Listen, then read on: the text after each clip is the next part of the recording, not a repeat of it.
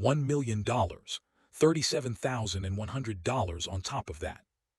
That is the exact, specific, almost absurdly precise amount of money a 21-year-old student from a small town in Wiltshire, England made in 5 months from a completely blank webpage.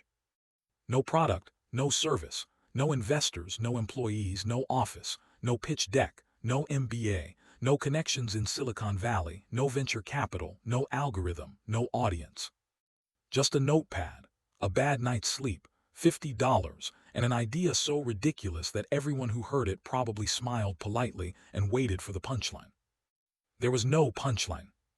There was only a check, and then another, until the blank page was full and Alex too was a millionaire, and the internet would never quite look at itself the same way again. Welcome to Fortuna Files. Every fortune leaves a paper trail, and tonight we follow the strangest one we have ever found. Part 1, CRICKLAD 2005, The Problem. Alex too grew up in Cricklade, a small, quiet market town in Wiltshire, England. The kind of place where nothing much happens and everyone knows each other, and the idea of becoming a millionaire before your 22nd birthday is not something that appears on anyone's roadmap. He was creative from childhood. At 8 years old, he was already operating a micro-business, drawing comics by hand, and selling them to classmates for pocket change, complete with a chocolate bar thrown in as a freebie. The entrepreneurial instinct was always there. What was missing was the idea. After finishing school in 2002, he did something unusual. He did not go straight to university. Instead, he spent 3 years doing what people who do not quite fit conventional paths tend to do. He followed something strange and personal. He became obsessed with beatboxing, not just as a hobby. He started the first ever online beatboxing forum. He organized beatboxing conventions. He built a community around something that most people in his world barely knew existed. It did not make him money, but it taught him something far more valuable, that an idea, no matter how niche or absurd it sounds to the people around you, can find its audience if you put it in the right place at the right time. By 2005, he was ready to go to university. He had enrolled at the University of Nottingham to study business management, and like millions of students before him and after him, he was staring at the cost and feeling a very familiar kind of dread. Student debt. The slow, grinding, invisible weight of borrowing money you do not have to pay for an education that will take you years to recoup. In England in 2005, a 3-year degree could leave you with debt that would follow you for the better part of a decade. Alex too looked at that number and made a decision.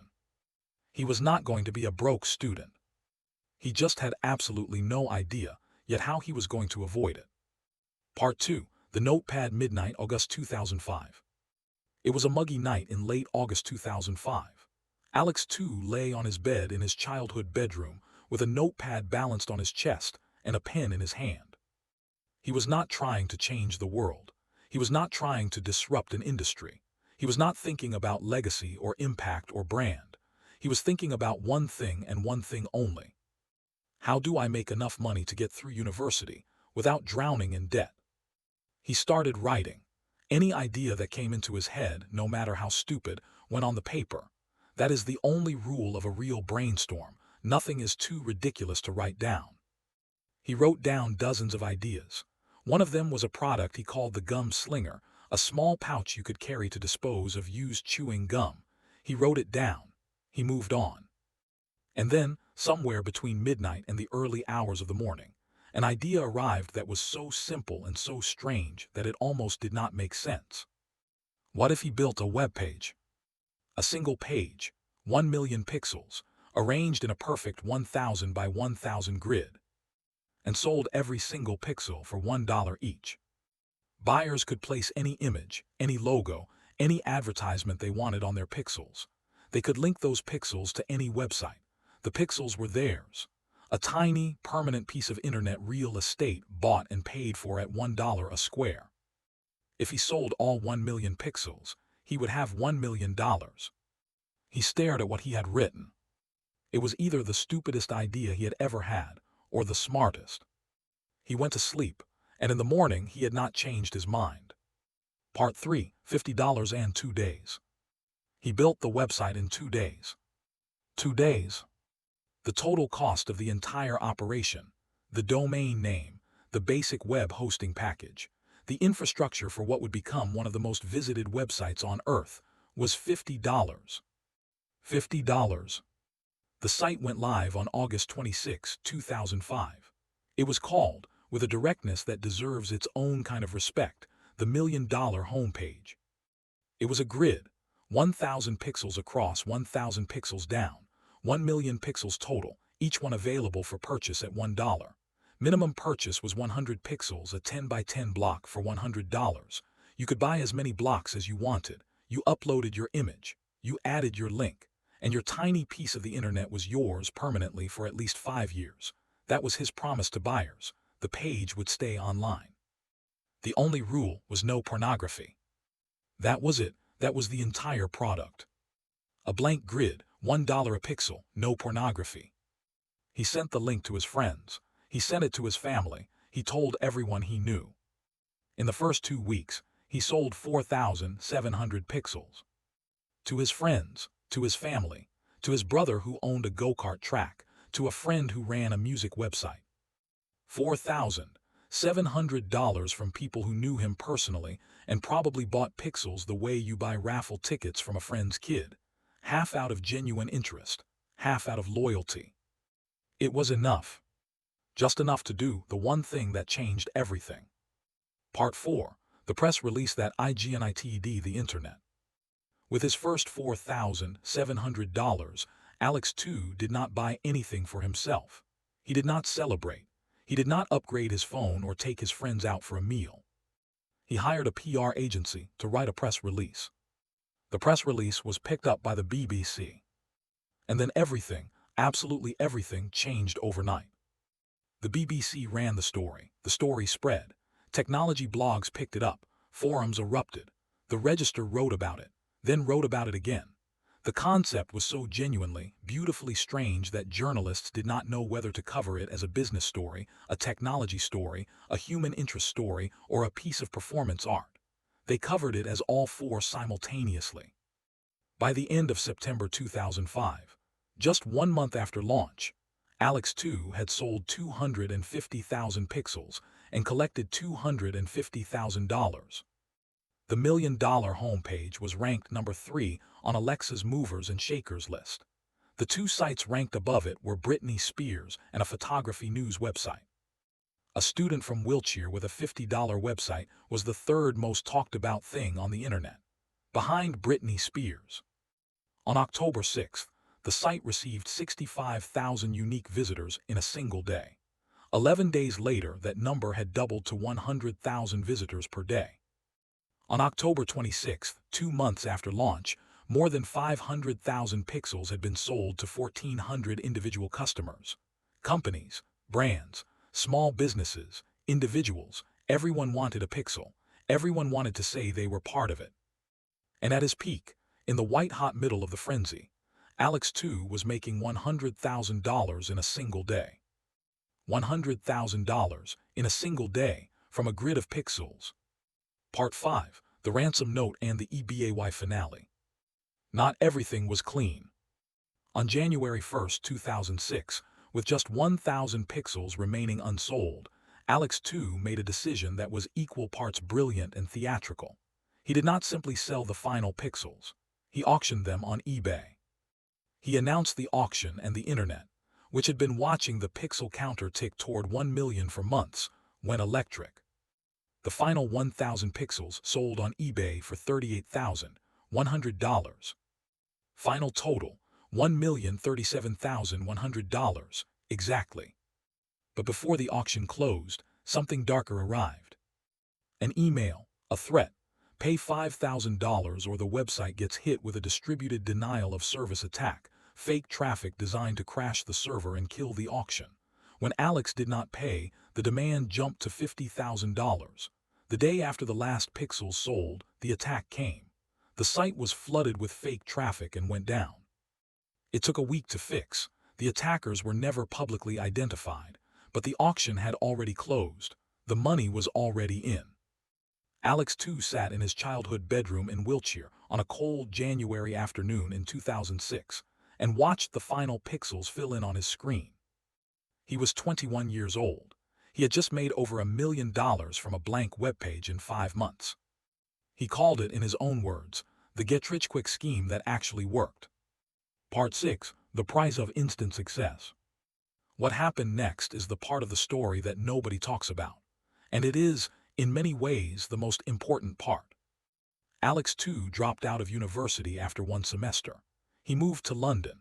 He was suddenly, without warning, internet famous and genuinely wealthy, around $700,000 after taxes, before he had barely started living his adult life. And success, it turned out, was its own kind of trap. He launched Pixelato, a similar pixel-selling website, but with a lottery mechanic built in. It did not work. The winner got only $153,000 rather than the expected million. He launched 1 Million People, a physical book featuring the faces of 1 million people who each paid $3 to be included. It fizzled. He tried repeatedly to recreate the lightning-in-a-bottle magic of the $1 million homepage and repeatedly fell short. Because the thing that made the $1 million homepage work, the first-mover novelty, the perfect timing, the internet's appetite for something it had never seen before, was by definition unrepeatable. He later reflected on this with painful honesty. Success can actually be bad, he said, and can teach you the wrong things. I was thinking about ideas that would get attention instead of provide value. That sentence is worth pausing on. Ideas that get attention instead of provide value. He had built something that got enormous attention, but it provided a form of value that was completely dependent on novelty. The moment the novelty was gone, the value collapsed, and he had learned the wrong lesson from his own success. It took him years to unlearn it.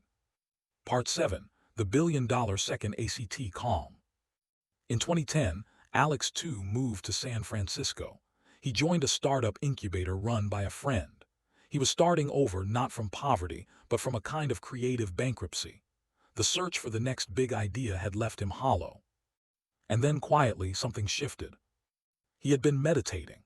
Not publicly, not as a brand, just privately, using meditation as a way to manage the anxiety and noise that came with the strange experience of early fame followed by repeated failure. He started talking to people about it, and what he found surprised him. Millions of people wanted to meditate and had no idea how to start. The barrier was not motivation.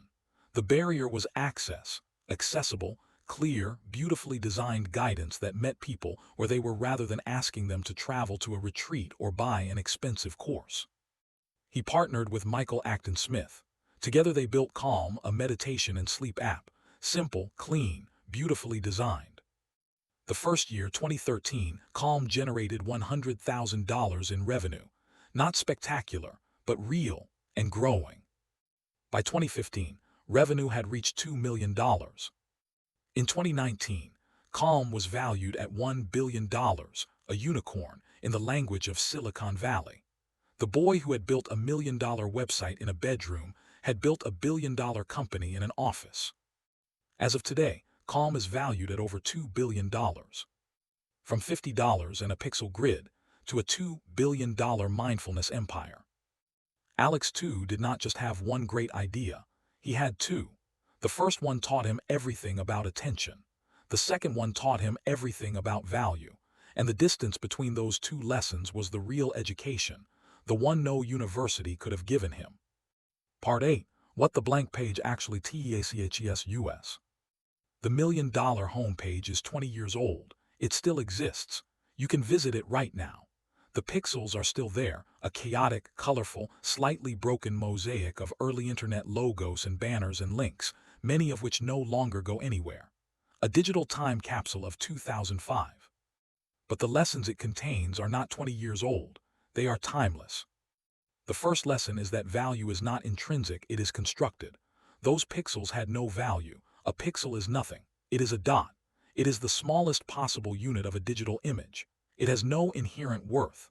Alex too constructed value around them, scarcity, novelty, community, and the psychological pull of being part of something. He did not find value, he built it out of nothing.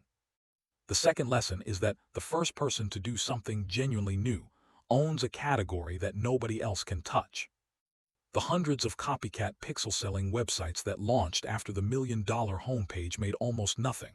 Not because the idea was bad, they had the same idea, but because the idea was already owned. Timing and originality are not just advantages. They are the entire game. The third lesson is the hardest one. The lesson Alex too had to learn the painful way, through failure after failure in the years that followed his first success. Attention is not the same as value. You can have the whole world looking at you and still be building nothing. The companies that last, the fortunes that compound, the empires that endure, they are built on genuine value delivered to real people consistently over time. Not on novelty, not on virality, not on the world's curiosity about something it has never seen before. Alex too spent 5 years chasing the feeling of the million-dollar homepage.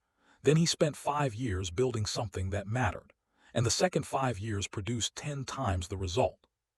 The blank page was not just a web page, it was a question. What are you willing to put on it? Closing, FORTUNA, FILES sign-off. August 26, 2005. A 21-year-old student from Wiltshire lay on his bed with a notepad and wrote down the strangest idea he had ever had. 5 months later, he had over $1 million. 14 years after that, he had built a $2 billion company. The paper trail is not always straight. Sometimes it loops back on itself. Sometimes it goes cold for years before it catches fire again. But it is always there if you are willing to follow it long enough to find out where it ends. This has been Fortuna Files. If this story made you think differently about the value of a single idea, subscribe right now. Turn on your notifications. Because the file we are opening next week involves a man who lost everything he had twice and built it back bigger both times. Every fortune leaves a paper trail. We will see you in the next file.